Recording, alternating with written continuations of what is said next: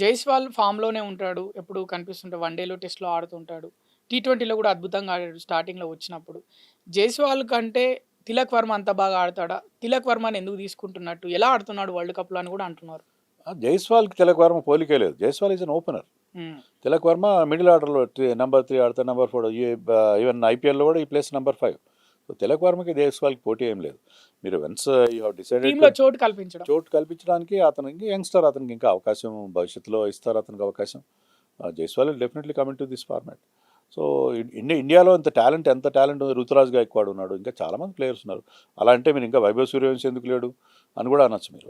రకరకాలుగా అంటే శ్రేయస్ అయ్యర్ కూడా లేదు. శ్రేయస్ అయ్యర్ అంటే ఈ మధ్య వరకు ఇంజర్డ్గా ఉన్నాడు. హ్మ్. అదే సరే, we can make another team which is actually good. Hmm. మరో ఇంకో టీం చేయడానికి టీ20 టీమ్. ఇంకో టీ20 గేమ్గా మనకి ఆ టాలెంట్ ఉంది మన దగ్గర, అదేం లేదు. సో జైస్వాల్ లేకపోవడానికి we could not find. Last world కప్లో జైస్వాల్ ఉన్నాడు. ఈవెన్ శుభ్మన్ గిల్ కూడా మనం అతను కూడా పక్కన పెట్టాల్సి వచ్చింది. So many players, Riyan Parag ఉన్నాడు, ఇంకా మంచి మంచి ప్లేయర్స్ మన దగ్గర. వరల్డ్ టాలెంట్ ఉంది ఇండియాలో. టీ20 క్రికెట్ ఇప్పటివరకు ఈ వరల్డ్ కప్‌లో బ్యాట్స్‌మెన్‌దే ఆధిపత్యం అని చెప్తున్నారు. లేదు బౌలర్స్ కూడా మ్యాచ్‌ని మలుపు తిప్పుతున్నారని చెప్తున్నారు. కానీ బ్యాట్స్‌మెనే ఎప్పుడు టాప్‌లో ఉంటాడు టీ20 అంటే అని అంటున్నారు. పిచ్‌లు కూడా స్వభావం చూస్తే బ్యాట్స్‌మెన్‌కి తగ్గట్టే మారిపోతున్నాయి ఎలా తయారు చేసినా అని అంటున్నారు. దానిపైన మీ అభిప్రాయం ఏంటి సార్?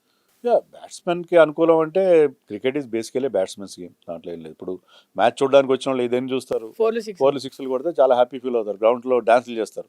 ఇంకా టీ20 ఫార్మాట్లో అది చాలా అందరూ ఇంకెక్కువ. లైక్ చేస్తారు. హ్మ్. అలా కాకుండా వికెట్లు టపటపా పడిపోయి 100 ఆల్అవుట్ అయితే నోబడీ లైక్స్ దట్. అంతే సార్. సో అది జనరల్ ఫీలింగ్ అది. సో ఎంటర్టైన్మెంట్, ఇప్పుడు క్రికెట్ అనేది క్రిటైన్మెంట్ అయిపోయింది కాబట్టి ఆ టెండెన్సీ ఉంటుంది. కానీ ఈ వరల్డ్ కప్లో మనం మెచ్చుకోవాల్సిన విషయం ఏంటంటే it is not purely batsmen game. మామూలుగా మనం సబ్ కాంటినెంట్లో జరిగినప్పుడు ఫ్లాట్ వికెట్స్ ఉంటాయి అనుకున్నాం, కానీ ఐసీసీని మనం అప్రిషియేట్ చేయాల్సింది ఏంటంటే there is something for the bowlers డెఫినెట్గా చాలా ఇంపార్టెంట్ రోల్ ప్లే చేస్తారు. ఎవరైతే బ్యాట్స్మెన్ బాగా ఆడుతున్నారో వాళ్ళే క్లిక్ అవుతున్నారు.